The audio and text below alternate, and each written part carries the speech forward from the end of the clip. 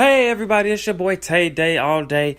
Back again. Make sure you follow me on Instagram and Spreaker Studio. It's Nico's Logic on Instagram, Nekos Logic, and then also here on Spreaker Studio. If you're listening to this, it can segue you straight over to liking and following me.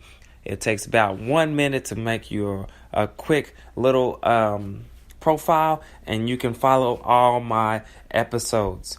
Today, guys, I want to talk to you guys about trust and how to separate your friends or your group, your categorized group of people that you meet or you know already. So what I want to do is I want to categorize these people out to: you have your friends, you have your associates, you have your acquaintance, you have your best friends, you have your close friends, and then you have your lover. So that's a total of 6. So let me go ahead and start from the bottom, where we got acquaintances. Acquaintances is people that you will meet on, you might meet once or twice, maybe, like a coworker that maybe you really don't talk to. Maybe y'all not in the same department, but you know of them. You maybe know their first name. Maybe you don't know their first name. Maybe you've seen them before. Same thing at the gym. You see a lot of people, and you kind of can pick out, if you're going to the gym regularly, you can kind of pick out the faces. You may not know them, but you can recognize them if you would see them outside of the gym. And those are the people that I describe as acquaintances. People that I call associates are people that you speak to, but only on a certain basis. So again, the same thing with work in the gym. You can be talking to these people, more than you would talk to an acquaintance, but y'all are not really friends. You're more of, if you're at work, it's more of just a work kind of social, kind of keep things on a cool level. Or at the gym, you give a guy or a woman a head nod, like, hey, speak to them a little bit. That's an acquaintance. You still don't even have to know their name, but, I would want to know that person's name just so I can be able to recognize that person by name, and it becomes a little bit easier and more comfortable for us to speak when we do see each other in the gym or at work. Third one, I would say with friends.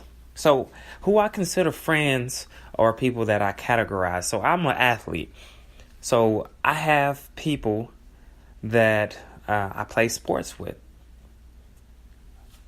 I've been knowing them for a while. Doesn't matter how long you've known them, but if you've been playing, I played basketball with some people that I've been playing with for 5, 6, 7, 8 years. But we don't really do anything else. We don't hang out.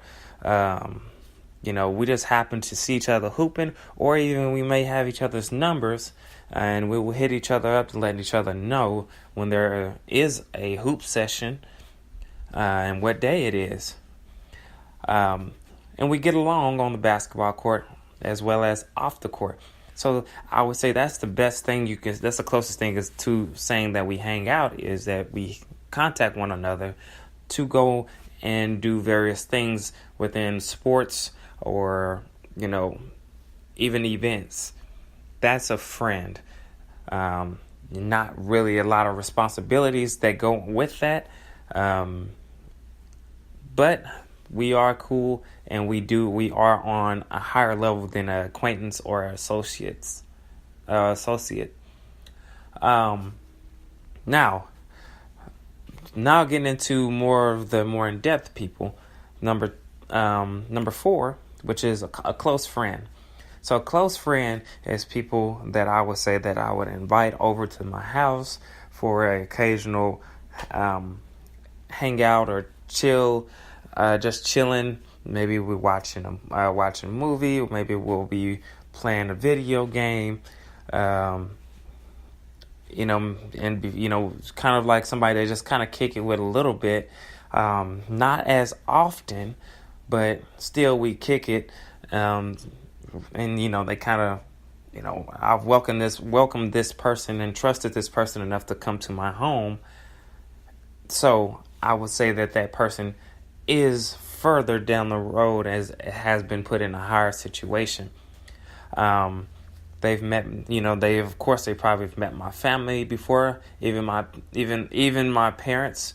So that's what I would say a close friend is.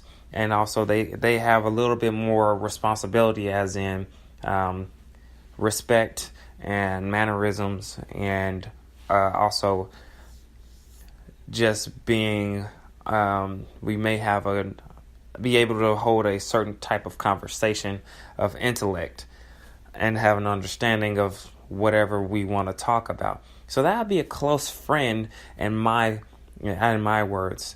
Now, a best friend goes to another level.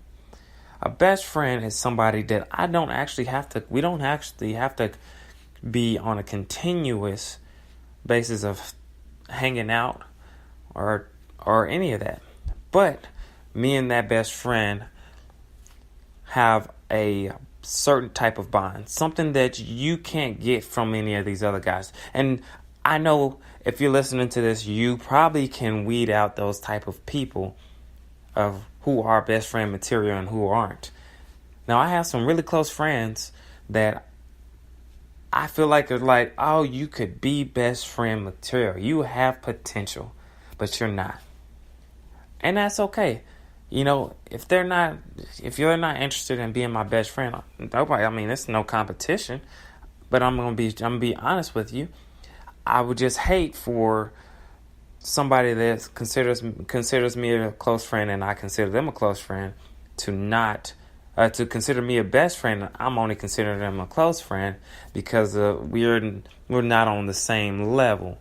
So what I want to say about best friends, which is the key value, is that I have 100% trust in them, and they have goals set, and they have we have a very good understanding of communication, and we are on the same level, as in friends' sake, best friend's sake, and who we are. The best friend is a positive person that gets along with people, and able to adapt. And one of my biggest ones of all is somebody that's continuously looking to improve themselves. My best friend, when I see or talk to him, he has his own opinion, but we click a lot on a lot of things, but he has his own opinion on things, but he's very understanding.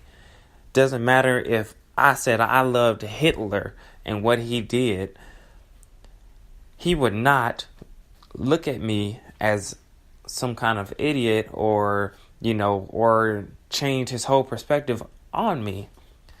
I don't go to church on Sundays. My friend, he's religious. He's a church guy. But he doesn't judge me for not doing the things that he does. And that's what I think is a very big key for people nowadays, because we're so quick to judge and want to shoot somebody out and push them to the side that we don't understand or don't want to understand somebody else's point of view. We only believe that our point of view is the best way, and it's the only way to achieve a higher power or even go to heaven or whatever your beliefs are. You have to stay open-minded and understand people, and I promise you will be able to get along way better. And like I said, he's always looking to improve himself. Whenever I go see him, he don't even live in the same state I do. So whenever we have a time to see each other, we make time and we go that extra mile. So make sure that when we do get to hang out, that we have a great time, and that we're always trying to catch up on what one another is doing and trying to help each other improve if we can. But when we do meet, we always have it's always something new going on. And I love that about a person. I'm not a person that's gonna be like, man, this person's always bouncing jobs. This person doesn't know what they want to do. I feel like that's exciting to me. That a mind of a person like that means they are trying to figure out who they are. They're trying to figure out what they really like and what they are passionate about. Hey, it could take me three tries, and I can find one job that I absolutely love, or it can take somebody 5 years, and they've been bouncing jobs and haven't spent a full year at one of them, and they still haven't found what they want to do in life. And I feel like that's okay, because once you find that out, it doesn't matter if I've been working the same job and moving up in the ranks, or I became a manager or whatever, running my own store or restaurant, whatever it is. And since I was 27, 30 years old, and now I'm 40, I could be making $50,000, $60,000. And that person that didn't find what they really want to do until they was 36, 37 years old, and now they're 40 as well, and now they're making $500,000. It can happen that way, because it depends on what you're doing, if you're doing it for what reasons. But that's my definitions of best friend.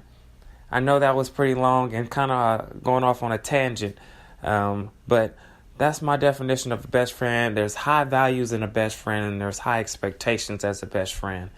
A best friend should always keep you honest. When you're straying away from what they believe that you've told them that you want to be, that person you want to be, they should be that person that helps you and gives you that hard wake-up call. Also, for a lover, if you are a lover, it is the ultimate pleasure. Because as if you are considered a lover, I believe that that person that, whoever your significant other is, should give you everything. Everything a best friend gives you. Plus some. Because now you're on the next level. You're on the highest level. I want to find, my dream is that I want to find a lover that I can love more than I love my mother. I want a lover that I can have, children with. I want to bring our lives together. But as a lover, you gotta keep your independence and always want to continue doing what I said, like in Best Friend, become better, improve yourself no matter what.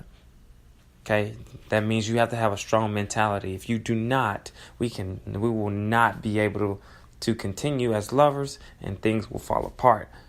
Because I want people that are looking to progress on a daily basis, weekly basis, monthly basis, that will keep their long-term goal in mind, but focus on the goals of today. So as a lover, you have the biggest job and the biggest opportunity. And if you keep your independence, meaning that you keep climbing your ladder towards whatever your goal is, and I'm climbing my ladder, there's always going to be, I believe love is like a circle.